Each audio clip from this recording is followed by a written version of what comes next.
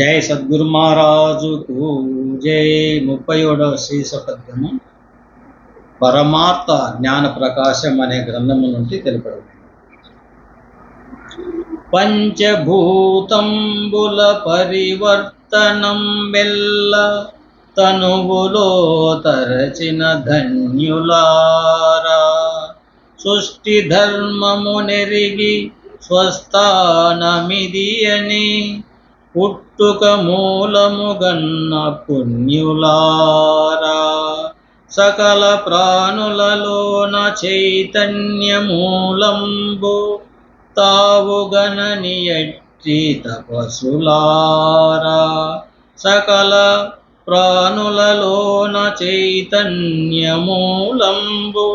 తావుగనని ఎట్టి తపసులారా, ఆత్మానాత్మల తావు అది అని పెగలించి అవలోకనము చేయు ఆర్యులారా, ముక్తి సామ్రాజ్యమున తిరుగుమూతులారా, బ్రతికి సచ్చిన సధర్మ ప్రాజ్ఞులారా, బ్రతికి సచ్చిన సధర్మ ప్రాజ్ఞులారా, గురుని స్మరణయే గణమనేడు జ్ఞానులారా, సమయమిది రెండు సద్గురుని సేవయులారా, సమయమిది అని రెండు సద్గురుని సేవకురారి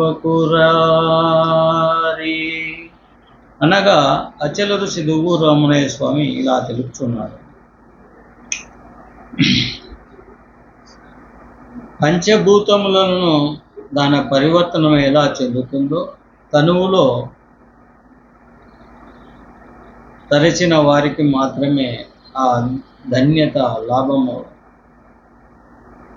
కలుగుతుంది, కానీ లేకపోతే ఆ ధన్యత తెలియబడదు. కాబట్టి సృష్టి ధర్మం ఎరిగి స్వస్థానం ఇది అని ఏ గురువైతే ఆ శిష్యుని ప్రయాణములో నాయనా ఇలా ఉంది సృష్టి, దీని ధర్మము ఇలా నడుస్తూ ఉంది, దీని స్వస్థానము ఇదియే అని పుట్టుక మూలము మనకు చూయించిన గొప్పలే పుణ్యులు. కాబట్టి సకల ప్రాణులలోన చైతన్యం అనే తావు కానీ అట్టి వాళ్ళు ఆ తపస్సు లారా దాన్ని తెలుసుకోవాలని మనము తపస్సు బాగా గట్టిగా పట్టాలి. అప్పుడే మనకు సకల ప్రాణాలలో ఏదైతే ఉన్నదో మనలో ఏదైతే ఉన్నదో అటువంటి దాన్ని తెలిపిన వాడే నిజ గురువు. ఆత్మానాత్మల తావు అందని పెగలించి అవలోకమును చేయు ఆర్యులారు.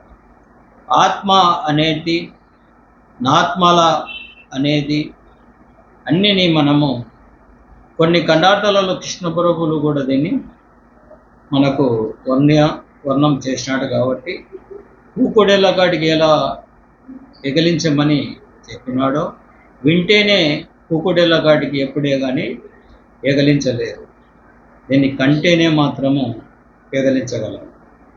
అందుకు కాబట్టి ముక్తి సామ్రాజ్యము తిరిగే వాళ్ళే మహనీయులు. కాబట్టి బ్రతికి సచ్చిన సధర్మ పాజ్ఞులారా, మళ్ళీ బ్రతకడం ఏమిటి సావడం ఏమిటి, చచ్చినాక మళ్ళా ఇలా బ్రతకడము అని చాలామందికి సంశయము ఉండవచ్చు, ఉన్నది కూడా.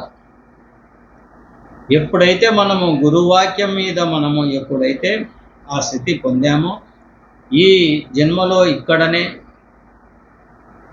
మనము ఆ స్థితి ఎవరైతే పొందితేనే ఆ యొక్క రహస్యము. ఎలాంటి ఆ రహస్యము? బ్రతికినప్పుడే సచ్చిన స్థానము తెలుసుకోవాలి, అదే సధర్మం. అటువంటి దాన్ని తెలుసుకున్న వారు ఎవరంటే ప్రాజ్ఞులు అనగా జ్ఞానులు. గురుని స్మరణము ఎప్పుడైతే ఘనమనేటి వాళ్ళకే ఆ జ్ఞానులకు మాత్రమే తెలియబడు, కానీ అన్యులకు తెలియబడదు. సమయం ఇది రండి, సద్గురుని సేవ చేయండి, ఆయన ఇచ్చిన ఉపదేశాలను పొందండి. ఈ జనన మరణం అనే రోగాన్ని పోగొట్టుకోండి అని ఉండంగానే పోగొట్టుకోవాలి అని చెప్తుంది. ఎవరన్నా చనిపోతే బయలులో బయలైనాడు అనడం. ఇంకొకరు ఎవరంటే చనిపోయినాడు, చనిపోయింది దేహము, పోయినవాడు పరమాత్మ. పోయినవాడు ఏం సావలేదు. ఉన్నప్పుడే ఎవడైతే ఈ యొక్క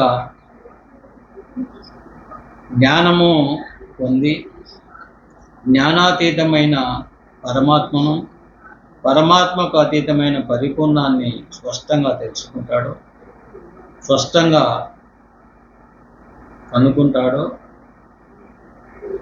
ఆ యొక్క రహస్యము తెలిసిన వాడే నిజమైన అచల గురువు అని ఈ యొక్క గ్రంథము తెలుపుచున్నది.